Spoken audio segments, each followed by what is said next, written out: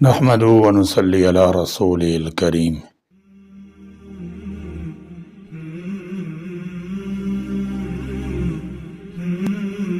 ایک عالم دین سے ایک بار کسی نے پوچھا کہ آپ نے کبھی کسی ولی اللہ کو دیکھا ہے؟ اس عالم نے جواب دیا، ہاں، ابھی 2 دن پہلے لاہور اسٹیشن پر دیکھا ہے۔ ہماری گاڑی جیسے ہی رکی تو قلیوں نے دعویٰ بول دیا اور ہر کسی کا سامان اٹھا کر بھاگنے لگے، لیکن میں نے ایک قلی کو دیکھا کہ وہ اطمینان سے نماز میں مشغول ہے۔ جب اس نے سلام پھیرا تو میں نے اسے سامان اٹھانے کو کہا۔ اس نے سامان اٹھایا اور میری مطلوبہ جگہ پر پہنچا دیا۔ میں نے اسے 1 روپیہ کرایہ ادا کر دیا۔ اس نے 4 آنے اپنے پاس رکھے اور باقی مجھے واپس کر دیے۔ میں نے اسے عرض کی کہ 1 روپیہ پورا رکھ لو، لیکن اس نے مسکراتے ہوئے جواب دیا، نہیں صاحب، میری مزدوری 4 آنے ہی بنتی ہے۔ آپ یقین کریں، ہم سب ولی اللہ بننے اور اللہ تعالیٰ کے ولیوں کو ڈھونڈنے میں در بدر ذلیل خوار ہوتے ہیں۔ ہم سمجھتے ہیں کہ ہمیں مشکل ترین ریاضتوں، مشقتوں اور مراقبوں سے گزرنا پڑے گا، ساری رات نوافل میں گزارنی پڑے گی، یا شاید گلے میں تسبیح ڈال کر میلے کچالے کپڑے پہن کر اللہ ہو کی صدائیں لگانا پڑیں گی، تب ہم ولی اللہ کے درجے پر پہنچ پائیں گے۔ آپ کمال ملاحظہ کریں، ہماری آدھ سے زیادہ قوم بھی اس کو ہی پہنچا ہوا سمجھتی ہے جو انبار میل حرکتیں کرتا نظر آئے گا، جو رومال میں سے کبوتر نکال دے یا عاشق کو آپ کے قدموں میں ڈال دے۔ اللہ کا دوست بننے کے لیے تو اپنی انا کو مارنا پڑتا ہے، قربانی، احسار اور انفاق کو اپنی ذات کا حصہ بنانا پڑتا ہے۔ ایک بزرگ کہتے ہیں کہ ایک بار میں نے اپنے ابا جی سے پوچھا کہ عشق مجازی اور عشق حقیقی میں کیا فرق ہے؟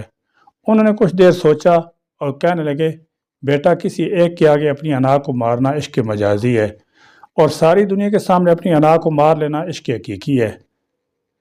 حضرت جنید بغدادی رحمۃ اللہ تعالی علیہ اپنے وقت کے نامی گرامی شاہی پہلوان تھے۔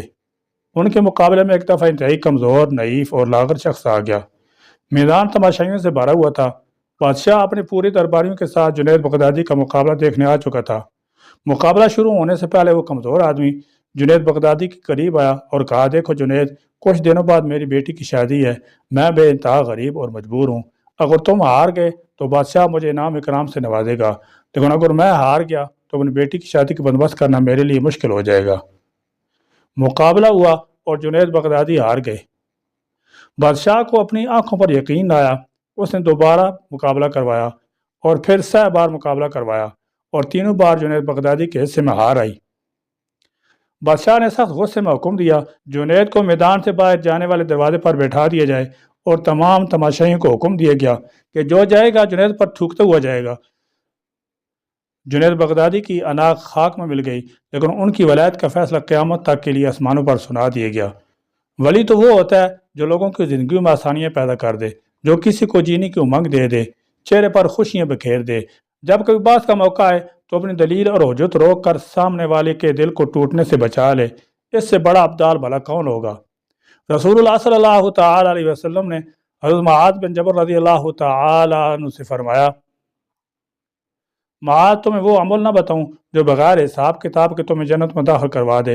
سیدنا معاذ رضی اللہ تعالی عنہ نے عرض کیا، ضرور یا رسول اللہ صلی اللہ علیہ وسلم۔ آپ نے فرمایا، معاذ، مشقت کا کام ہے، کرو گے؟ ضرور کروں گا یا رسول اللہ صلی اللہ علیہ وسلم۔ سیدنا معاذ نے جواب دیا۔ آپ نے پھر فرمایا، معاذ، مسلسل کرنے کا کام ہے، کرو گے؟ سیدنا معاذ نے جواب دیا، کیوں نہیں یا رسول اللہ صلی اللہ علیہ وسلم۔ آپ صلی اللہ علیہ وسلم نے فرمایا، اے معاذ، اپنے دل کو ہر ایک کے لیے شیشے کی طرح صاف اور شفاف رکھنا، بغیر حساب کتاب کے جنت میں داخل ہو جاؤ گے۔ حضرت معروف کرخی رحمۃ اللہ علیہ نے فرمایا، جس کا ظاہر اس کے باطن سے اچھا ہے وہ مکار ہے، اور جس کا باطن اس کے ظاہر سے اچھا ہے وہ ولی ہے۔ ولایت شخصیت نہیں، کردار میں نظر آتی ہے۔ حضرت ابراہیم بن ادم رحمۃ اللہ تعالی علیہ کی خدمت میں ایک شخص حاضر ہوا اور چند دن رہنے کی اجازت مانگی۔ آپ نے اجازت دے دی۔ وہ کچھ دن ساتھ رہا اور انتہائی مایوس انداز واپس جانے لگا۔ حضرت ابراہیم بن ادم رحمۃ اللہ تعالی علیہ نے پوچھا، کیا ہوا برخوردار، کیوں آئے تھے اور واپس کیوں جا رہے ہو؟ اس نے کہا، حضرت، آپ کا بڑا چرچا سنا تھا، اس لیے آیا تھا کہ دیکھوں کہ آپ کے پاس کون سی کشف کرامات ہیں۔ اتنا بول کر وہ نوجوان خاموش ہو گیا۔ حضرت ابراہیم بن ادم رحمۃ اللہ علیہ نے پوچھا پھر کیا دیکھا؟ کہنے لگا میں تو سخت مایوس ہو گیا، میں نے تو کوئی کشف کرامت وقوع پذیر ہوتے نہیں دیکھی۔ حضرت ابراہیم بن ادم رحمۃ اللہ تعالی علیہ نے پوچھا نوجوان یہ بتاؤ اس دوران تم نے میرا کوئی عمل خلاف شریعت دیکھا یا کوئی کام اللہ اور اس کے رسول کے خلاف دیکھا ہو؟ اس نے فوراً جواب دیا نہیں، ایسا تو واقعی کچھ نہیں دیکھا۔ حضرت ابراہیم بن ادم رحمۃ اللہ تعالی علیہ مسکرائے، اس کے کندھے پر ہاتھ رکھا اور بولے بیٹے میرے پاس اس سے بڑا کشف اور اس سے بڑی کرامت کوئی اور نہیں ہے۔ جو شخص فرائض کی پابندی کرتا ہو، کبائر سے اجتناب کرتا ہو، لوگوں کی زندگیوں میں آسانیاں پیدا کرتا ہو، آپ مان لیں کہ اس سے بڑا ولی کوئی نہیں ہو سکتا۔ اللہ کے ولی کی سب سے بڑی نشانی یہ ہے کہ وہ صاحب حال ہوتا ہے، نہ ماضی پر افسوس کرتا ہے، نہ مستقبل سے خوفزدہ ہوتا ہے، اپنے حال پر خوش اور شکر گزار رہتا ہے۔ جو اپنے سارے غموں کو ایک غم یعنی آخرت کا غم بنا کر دنیا کے غموں سے آزاد ہو جائے، وہی وقت کا ولی ہے۔ ایک صحابی نے پوچھا یا رسول اللہ صلی اللہ علیہ وسلم ایمان کیا ہے؟ آپ نے فرمایا صبر کرنا اور معاف کرنا۔ ناظرین کرام، آپ یقین کریں تہجد پڑھنا روزے رکھنا آسان ہے لیکن کسی کو معاف کرنا مشکل ہے۔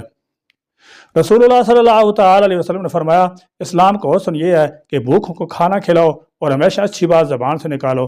جو صبر کرنا سیکھ لے، بھوکھوں کو کھانا کھلائے، ہمیشہ اچھی بات اپنی زبان سے نکالے اور لوگوں کے لیے اپنے دل کو صاف کر لے، اس سے بڑا ولی بھلا اور کون ہو سکتا ہے؟ یاد رکھیں جو لوگوں سے شکوہ نہیں کرتا، جس کی زندگی میں اطمینان ہے، وہی ولی ہے، اور جس کا دل ہر وقت شکوے شکایتوں، حسد، کینہ، بغض، لالچ اور ناشکری کی آگ سے سلگتا رہتا ہے، وہاں بھی اس کا ٹھکانہ یہی ہے۔ فرائض کی پابندی کیجیے، کبائر سے اجتناب کیجیے، اپنے حال پر خوش رہیے، لوگوں کی زندگیوں میں آسانیاں پیدا کیجیے اور وقت کے ولی بن جائیے۔ وما علینا الا البلاغ۔